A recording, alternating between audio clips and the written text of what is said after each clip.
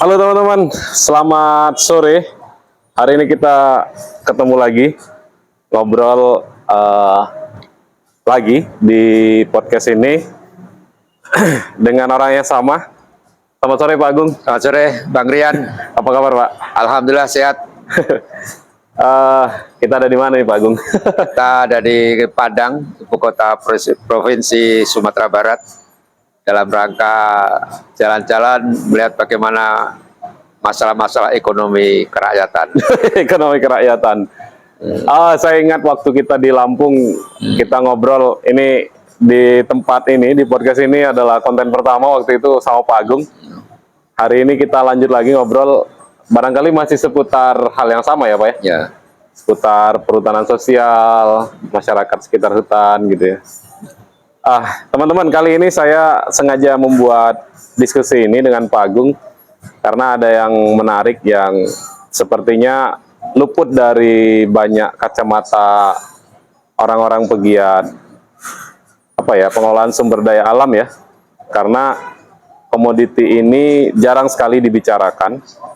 Komoditi itu adalah gambir. Gambir. Gambir ya Pak ya? Ya, gambir. Apa yang menarik dari gambir ini Pak, di Sumatera Barat ini Pak?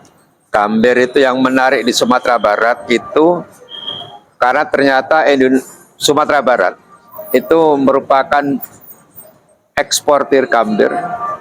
80% gambir itu ekspor Indonesia itu berasal dari Sumatera Barat. 80%? 80% lebih itu. Indonesia sendiri kalau di dunia yang terbesar? Yang terbesar dan juga merupakan yang terbesar di dunia. Sumatera Baratnya ya? Sumatera Barat.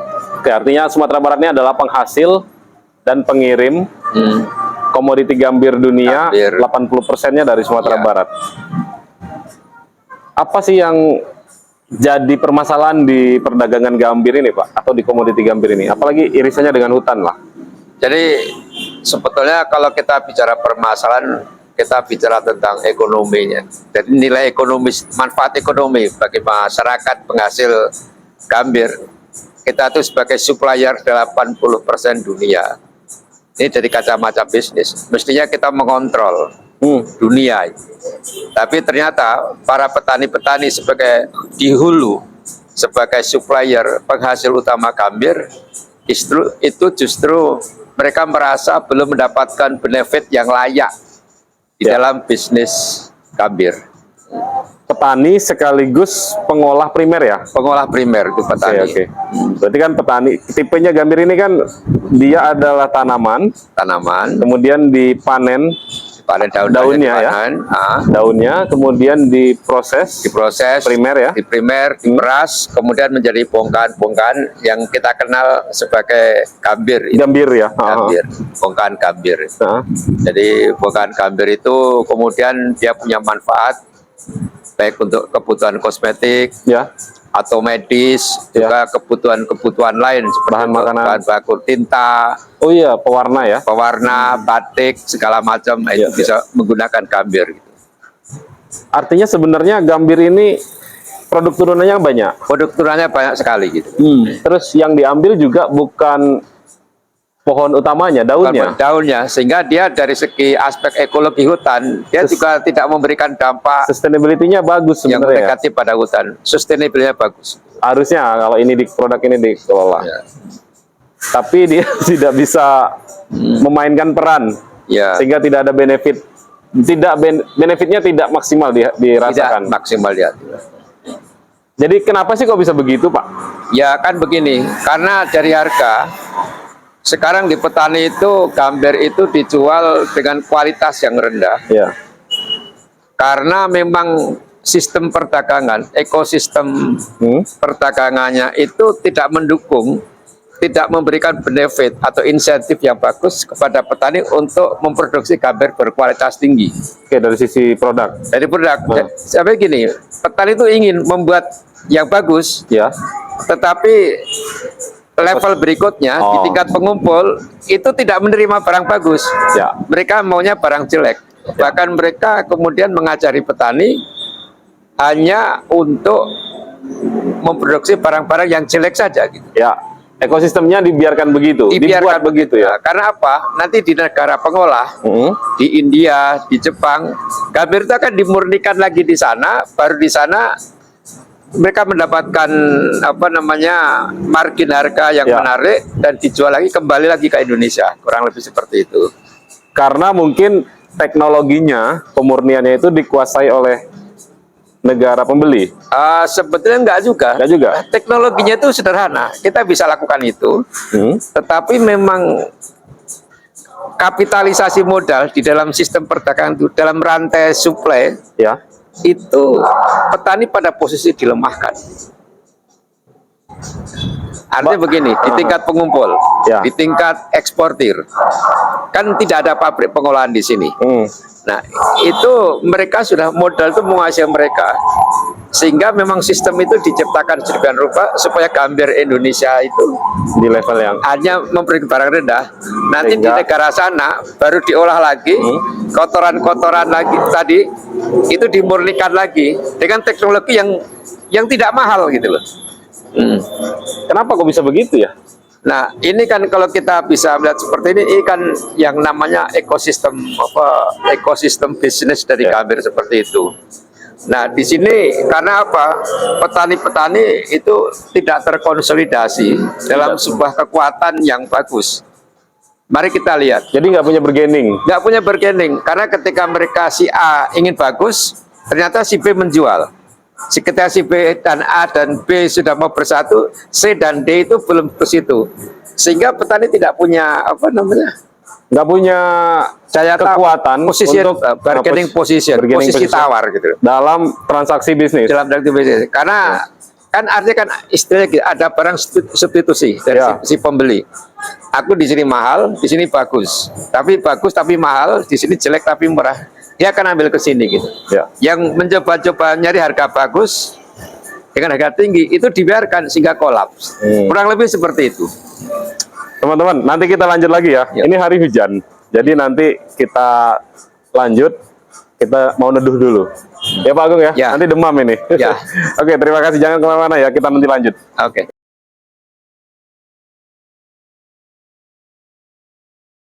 Oke teman-teman, kita lanjut lagi ya. Tadi sampai hari hujan tadi, jadi kita udah cari tempat neduh sekarang. Tadi kita ngobrolnya sampai komoditi itu gambir itu tidak terkonsolidasi ya Tidak dari aspek kelompok. dari aspek Organisasi petaninya organisasi petaninya Ya. sebagai supplier, sebagai supplier sehingga tidak terkonsolidasi dan mereka juga tidak punya bargaining tidak punya bargaining. untuk bernegosiasi bisnis ya Pak ya. Ya, Oke, kendala itu sebenarnya kalau menurut Pak Agung nih, ya. itu kenapa sih? Apa memang perhatian ke gambir masih kurang sehingga itu berjalan terus-menerus sampai hari ini, atau memang pemahaman tentang apa ya, nilai tawar dalam bernegosiasi itu masih minim ya? Kalau saya melihat tentang perhatian, saya kira semua orang sudah banyak memperhatikan itu. Di sini khususnya ya? Ya, bahkan pemerintah provinsi juga punya concern yang mendalam, pemerintah kabupaten itu juga begitu. Mungkin yang belum dipahami itu adalah memahami ekosistem bisnis gambir itu bagaimana. Itu sehingga intervensi untuk memperbaiki sistem itu yang tidak Belum tepat. belum terencana dengan baik. Oh. Saya kira itu pemahaman ke situ aja. Mungkin lebih pada ini ya, root cause-nya atau permasalahan, akar masalahnya itu ada di mana, mungkin itu belum terlihat, sehingga obatnya belum pas gitu. Ya, atau mungkin lebih tepatnya sebetulnya hubungan antara satu hal dengan yang lain, antara permodalan, rantai pasok, keterampilan, kualitas barang, itu belum terpetakan dengan baik gitu loh. Oke. Sehingga kita tidak mengerti dari mana akan memulai. Karena sebetulnya persoalan kalau kita dari aspek ekosistem bisnis itu adalah mencoba memahami bagaimana interaksi dari berbagai faktor itu dengan pas gitu ya. Ya. Sehingga kita bisa menentukan harus mulai dari mana. Nah, jadi kalau dikatakan akar masalah, seakan-akan itu hanya ada sebuah faktor single gitu. Padahal kalau kita bicara tentang sistem pasar, Ya. itu banyak faktor yang saling berinteraksi. Ekonomi, ekosistem bisnisnya. Ekosistem bisnisnya itu belum tergambarkan dengan baik. Kurang lebih seperti itu. Dari situlah akhirnya bargaining position yang harusnya setara Ya. antara produsen dengan pasar ini, dengan konsumen atau pembeli marketnya ini, Ya. harusnya kan bisa dibangun dengan prinsip-prinsip keseimbangan atau kesetaraan Ya, gitu ya. ya. Namanya berbisnis kan kita harus. Ya, seperti itu. Tapi itu belum terlihat sampai hari ini. Belum terlihat seperti ini. Sehingga harga, kualitas, kemudian kebutuhan dan lain-lain itu selama ini hanya ditentukan oleh salah satu pihak saja. Sebagai contoh begini, dari aspek teknis, kan sebetulnya ada 3 faktor utama. Ini saya sederhanakan dari Ya. masalah kualitas. Pertama, gambir itu terkait dengan kadar keringnya. Kadar kering, kadar air ya. Kadar air. Semakin kering, harganya semakin baik. Oke. Kemudian yang kedua, kekotoran. Semakin bersih dari campuran, itu semakin baik harganya. Ya. Karena ada gambir sekarang yang dicampurin dengan tepung, campurin dengan ini itu gitu kan. Ya, ya. Nah, itu yang ketiga adalah kadar katechin gitu. Katechin. Katechin itu adalah sebagai faktor utama yang kualitas gambir itu ada di situ gitu. Ya. Nah, ini dari aspek teknis. Tetapi sistem pasar tadi itu kan, para pengumpul itu tidak mau menerima gambir yang katechinnya bagus, Yang yang bersih. bersih dan kadar kering tinggi. Ya. Tidak mau. Karena dengan begitu mereka tidak bisa mendapatkan margin harga yang bagus. Karena mereka harus beli dengan harga yang mahal. Nah, harga mahal gitu kan. Nah, kurang lebih seperti itu. Jadi, nah ini dari aspek teknis. Nah, kemudian ini berakibat ya tadi itu, karena ini terjadi di mana-mana. Ketika ada orang mau membuat tadi yang kadar keringnya bagus dan bersih, yang membeli juga tidak ada. Gitu. Atau membeli dengan harga yang sama dengan yang kotor. Nah, itu terjadi seperti itu. Ya. Nah, sehingga ini tidak bagus gitu. Ekosistemnya itu. Jadi ekosistemnya selama ini sudah begitu. Ya. Mungkin ya, mungkin memang produk itu tidak di-upgrade supaya kualitasnya bagus, kemudian supaya penyadartahuan tentang kadar kering gambir yang bagus itu berapa dan bagaimana caranya juga tidak dibangun gitu. Kemudian apa tadi yang katechin itu mungkin tidak diukur malah katechinnya ya. Tidak diukur dalam bisnis selama ini ya. Tidak bisa, karena itu yang mengukur itu biasanya para pembeli. Para pembeli. Para pembeli dan itu tidak ada, belum sampai sekarang belum ada alat yang mudah dihandle. Kalau kadar air kan gampang, suntik lihat. Dapat ya. Ya, kekotoran dengan visual itu bisa dilihat. Kuning, gelap, kira-kira seperti itu. Kalau katechin harus lab ya. Lab.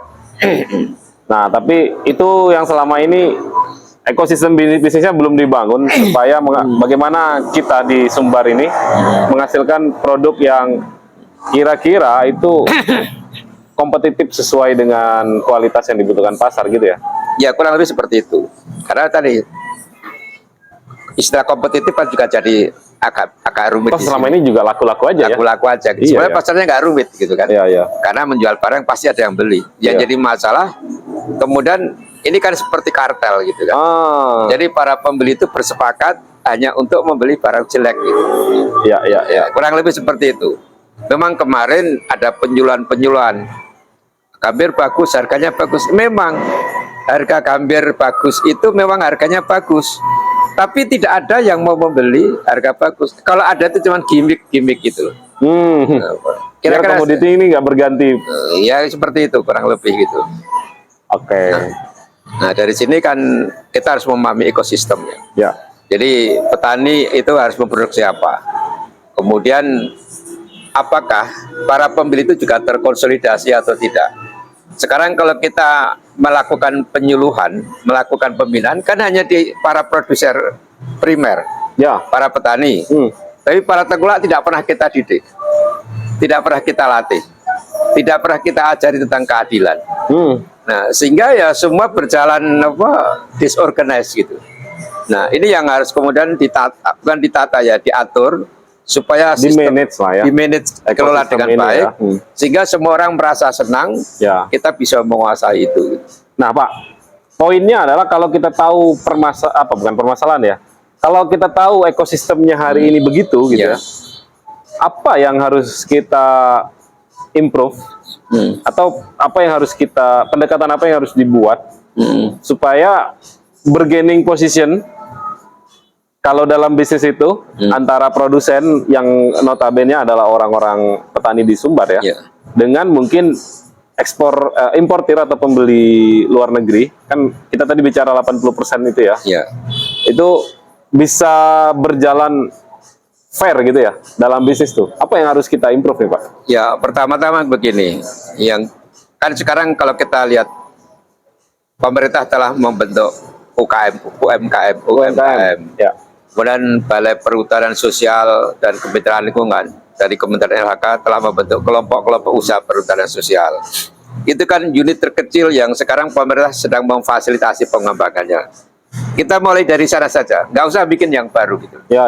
KUPS atau kelompok usaha perhutanan sosial itu kita kelompokkan, kita gabungkan menjadi sebuah unit gitu yang lebih besar gitu kan, sehingga mereka punya kekuatan. Kan gini, kalau orang berkumpul bersama-sama mereka punya daya tawar yang lebih tinggi. Ya. Nah, dari sini mereka bisa memberikan alternatif. Kami akan melakukan standarisasi produk. Oke. Nah, standarisasi produk itu pun kita tidak usah kita bisa membuat semacam milestone, stepping stone gitu, langkah-langkah. Pertama, yang penting produknya bersih dulu. Nah, kelompok-kelompok itu seperti itu. Ini untuk menjawab keraguan barang tercampur-campur tadi ya? Gitu. Karena kebersihan barang itu pekerjaan paling mudah di Ya, dalam betul. proses produksi. Ya, betul. Yang kemudian meningkatkan kadar kering atau mengurangi kadar yang air. kedua meningkat Nah, ini bisa dilakukan di level-level petani. Jadi, Ya. jadi asosiasi petani tadi memastikan bahwa produk Dua target itu ini. seperti itu. Nah, kemudian tentang katechin tadi, kata Cin. katechin masalah kemurnian produk gitu kan. Ya. Kita bisa membuat lab semuanya bersama-sama. Tapi ini kan sudah agak high tech gitu ya. Ya, beyond lah ini. Beyond. Tapi serahkan ini Ya. kepada pemain lain Ya. yang bisa melakukan itu. Jadi jadi semua orang tuh bisa mendapatkan seperti ini. Atau diversifikasi produknya nanti dengan grade tertentu harganya berbeda. Nah, Ya, kalau gitu ya. kita bicara diversifikasi produk, Ah, maka sebetulnya kita juga sedang membicarakan hilirisasi. Oke, itu step yang berbeda. berarti Berbeda, ya? Ah, tetapi kan begini. Memang langkah bagusnya kalau hilirisasi itu dikerjakan di Sumatera Barat ini. Ya. Karena kita tuh punya semuanya. Oke, Bahan baku ada. kita sebelum itu kita balik lagi ke ini ya. Kita oke. balik lagi ke menjawab tadi itu loh. Ya. Artinya sebenarnya yang kita butuhkan untuk memperbaiki atau memanage ekosistem gambir di Sumbar hari ini itu adalah yang pertama kita berkonsolidasi dulu Ya. sebagai para pelaku usaha penghasil gambir ini. Produsen primer tadi. Produsen primer Ya, dulu ya. ya. Artinya mulai dari supply di hutannya misalnya melalui perhutanan sosial, kemudian UMKM yang pengolahnya, Ya. kemudian mengkonsolidasikannya agar bisa menjadi sebuah kekuatan kolektif untuk bernegosiasi dalam bisnis gitu ya. Betul. Habis itu kita bangun standar kualitas yang bisa menjawab permasalahan kualitas produk tadi. Ya. Yang pertama terkait dengan kadar air, Ya. kemudian yang kedua terkait dengan kemurnian. Kemudian Beyond dari itu baru terkait dengan katechin. katechin. Oke. Sampai situ kita berharap sebenarnya kita sudah punya produk yang jumlahnya banyak Ya, betul. secara kualitas dan ada terus karena jumlahnya banyak secara continuity. Ya. Kemudian secara kualitas kita menjamin bahwa paling tidak 3 aspek ini itu adalah menjadi standar kualitasnya produk-produk untuk olahan primer gambir. Ya. Itu ya Pak ya? Ya, jadi keluar dari Sumatera Barat itu harus ada standar kualitas tertentu yang harus didukung oleh sebuah kebijakan. Nah, Ya. sehingga ketika mau keluar kemanapun, ini harga yang kami minta karena kami menyediakan barang seperti ini dengan kualitas seperti ini. Tepat itu. Ya. Itu mirip kan dengan komoditi lain? Mirip dengan komoditi Ya, lain. kayak di kayu kan standarnya harus legal. Harus Legal legal. memenuhi ini Ya. kan begitu ya? Nah, sekarang standar itu justru harus ditetapkan oleh Sumatera Oleh Barat, Sumatera Barat. bukan oleh orang luar negeri Ya, yang mereka akan katakan, kita yang menetapkan, aku mau jual barang bagus dan kamu harus membeli barang bagus ini. kapan perlu harga belinya, Harga beli acuan harga beli bisa ditata acuan ya. harga beli juga bisa ditetapkan di sini. Iya, iya. Kalau tidak mau, ya mohon maaf gitu kan. Oh, kita 80% kok. 80% kita penguasa Tutup dunia. dulu gitu ya. Nah, Acuan harga beli itu menarik ya. betul. Karena di komoditi lain kayak di sawit kan CPO juga ada acuan harga beli. Harga beli. Dihitung setiap minggu, setiap bulan itu diupdate. Ya. Di karet juga ada. Ya, kan juga ada. Di banyak komoditi juga ada ya. Ya, Apalagi nih yang hajat hidup orang banyak lagi kan di betul. Sumatera Barat. Dan ini sekarang yang menentukan itu harus Sumatera Barat, Ya, bukan yang lain gitu. Tapi kita menjamin kalau dengan barang dengan kualitas begini. Ya, sehingga ketika kemudian ada pendampingan teknis, penyuluhan segala macam, Standarnya ini yang mau dikejar. itu ada jaminan pasar bahwa menjual barang bagus pasti ada yang membeli. Iya, iya. Kan sekarang persoalannya ada barang bagus, belum tentu ada yang membeli. Iya, karena yang jelek aja dibeli orang. Dan ternyata yang menyuruh menjual jelek itu pembelinya gitu kan. Yang menyuruh memproduksi. Yang menyuruh menjual barang jelek itu pembelinya. Ini kan persoalannya kan ada di sini. Ya, ya, ya. Artinya untuk bernegosiasi dalam ekosistem yang hari ini ada, maka kita harus ada intervensi pemerintah juga.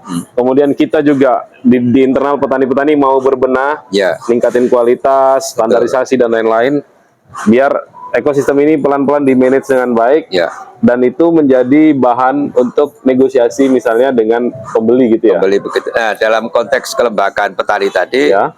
maka seperti kita diskusikan pada seri obrolan yang terdahulu, Ya, maka ya saya mengusulkan gitu kan, dalam konteks perhutanan sosial, KUPS itu kita konsolidasikan dalam sebuah kelembagaan yang kita namakan KUPS Enterprise. ya, Jadi brand enterprise itu perlu ditekankan karena yang perlu dikembangkan itu adalah jiwa kewirausahaan. Karena memanage bisnis itu lain dengan bertani, itu Ya. beda sekali.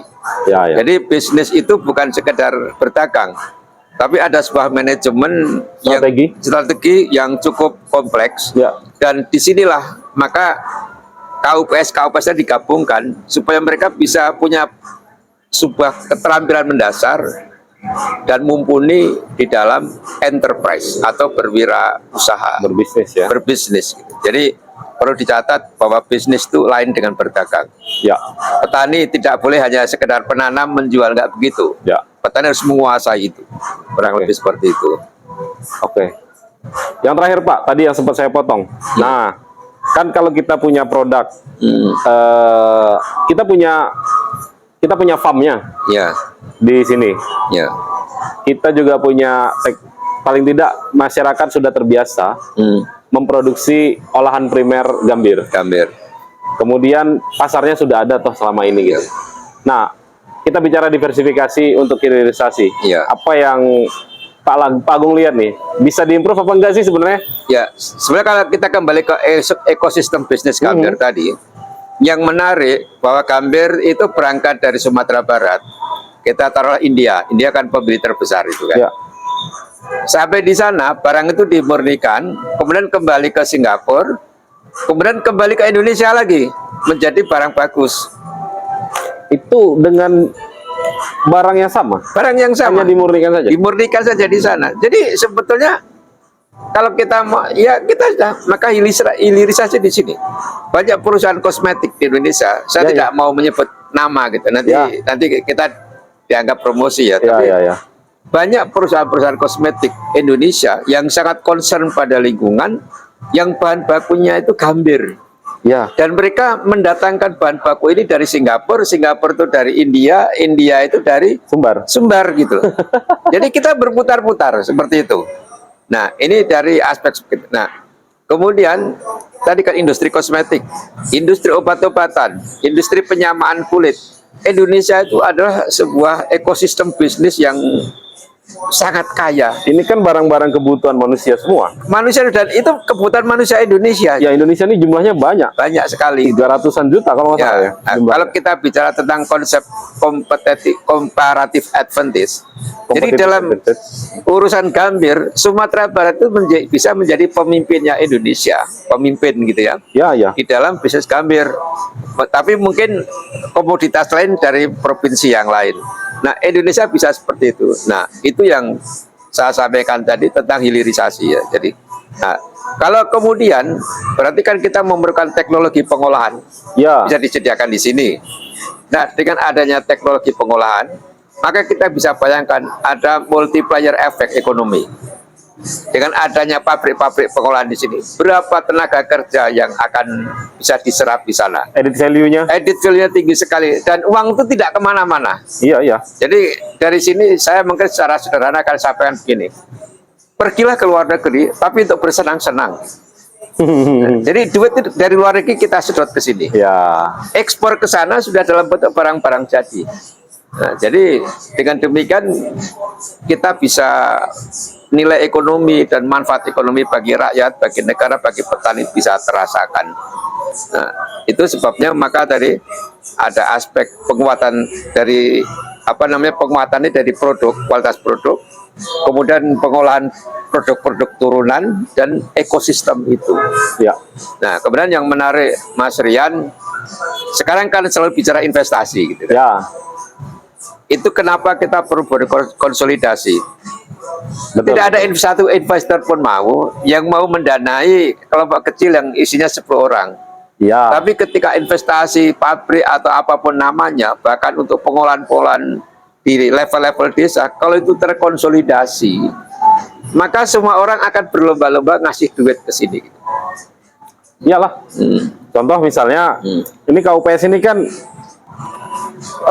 etalasenya KPS namanya ya. KPS. Nah, kita rata-rata misalnya KPS itu luasannya 1000 hektar aja. Ya. Dan itu ada 50% arealnya adalah penghasil gambir. Artinya ada 500 hektar penghasil gambir. Siapa yang nggak mau, Pak? Karena ada jaminan bahan baku. Iya, legal. Legal, ada izin dari pemerintah. Iya. Kemudian faktor produksinya bisa dilakukan. Iya. Kegiatan produksi bisa dilakukan oleh masyarakat komunal. Artinya nggak perlu investasi yang besar-besar untuk menghasilkan produk itu kan. Ya. Tinggal bagaimana investasi di hilirnya, karena bahan baku ada semua. Ada semua. Nah, Dan di sini tempatnya gitu. seringkali yang sering menjadikan kecurigaan rakyat kecil dan juga banyak hal itu justru kejadian di hilir gitu. Jadi maunya gini, kita ada industri pengolahan. Maka saya mengusulkan kepemilikan industri-industri pengolahan itu, meskipun itu milik swasta, saya menyarankan sekitar 30 atau 40% kepemilikannya itu dimiliki oleh petani. Saham berupa saham. Oleh kelompok. Nah, sehingga kelompok itu bisa mendapatkan margin dari perdagangan, juga bisa mendapatkan margin dari industri pengolahan. Ya. Karena di dalam riset-riset agribisnis, ternyata produsen primer itu hanya menikmati 30% manfaat dari rantai ekosistem bisnis yang begitu kompleks ini. Ya. Nah, dengan kita ada sistem bagi hasil pada industri hilir, Kepemilikan saham, maka manfaat bagi petani itu ada. Double lah. Akan double lah. Sehingga di sini aspek-aspek kesejahteraan bisa lebih ada ditingkatkan. Kan bisa-bisa aja toh. Bisa-bisa aja. Kalau misalnya kita investasi di 50 kota, oke, saya akan bangunkan gudangnya, saya akan bawa teknologi mesinnya gitu ya. Tapi itu ekuivalen misalnya dengan 70% nilai investasi. Kamu siapkan tanahnya, kan bisa-bisa aja. Bisa seperti itu. Ya kan? Itu juga bentuk setoran modal kan? Iya. Kamu sediakan tanahnya, kamu urus izinnya misalnya masyarakat lokal situ. Maka investor tinggal itu dihitung, ekuivalen dengan 30% kepemilikan saham kan boleh-boleh aja. Boleh-boleh aja seperti itu. Tapi pengetahuan itu harus dibangun di masyarakat ya. Ya, kira-kira seperti itu. Sehingga ide-ide tentang tadi penguatan kesejahteraan petani produsen primer itu harus memang betul-betul dituangkan dalam sebuah roadmap atau grand design yang terencana seperti itu. Yang saya katakan tadi ekosistem bisnisnya itu harus dibangun gitu loh. Nah, di sini nanti pemerintah provinsi maupun kabupaten bisa mensupport dengan kebijakan-kebijakan daerah gitu. Nah, saya kira ini akan menjadi asik bisa dilihat di sini. Iya.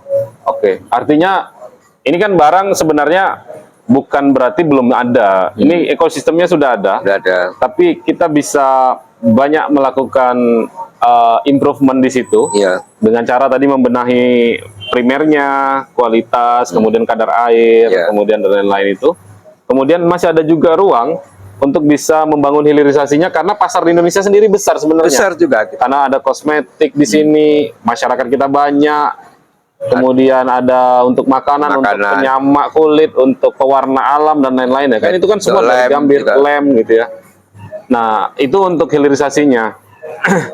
Tapi kegiatan ini harus disusun roadmap-nya. Roadmap-nya dan juga ada tadi ekosistem bisnisnya harus tergambarkan dengan baik.